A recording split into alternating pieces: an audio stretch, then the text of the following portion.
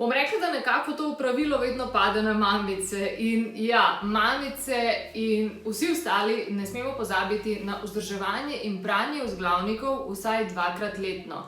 Kar se tiče vzdrževanja, poznamo 3 načine. Prvi način je pranje v stroju, drugi način je pranje na roke in tretji način, da sploh ne peremo. Ok, podajmo se kar na pranje v pralnem stroju. Večina vzglavnikov se lahko pere v pralnem stroju in če je boben dovolj velik, lahko vstavimo 2 vzglavnika hkrati. Operete s praškom, ki je primeren za občutljivo perilo.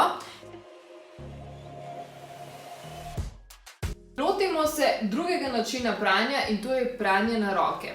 Tukaj, kar potrebujete, je prav tako pralni prašek v tekoči obliki in pa brisačko.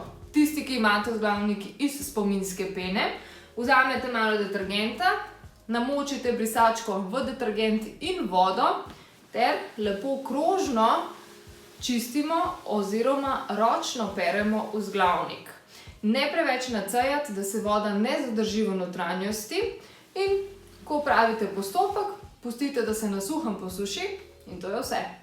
Tretji način pranja, da sploh ne peremo. Kaj to pomeni? Seveda ne v celoti. Tukaj spadajo vzglavniki, ki imajo naravna polnila. Ali so to razna žita, ali je to morda kokos oziroma kokosova vlakna.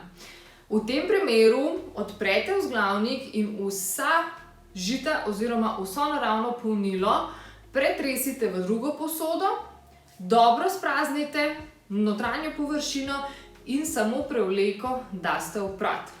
Mislim, da bomo mame imele kar veliko dela, ker jesen je pravo obdobje, da prenovimo hišo, očistimo in pa uredimo naš spalno-bivalni prostor.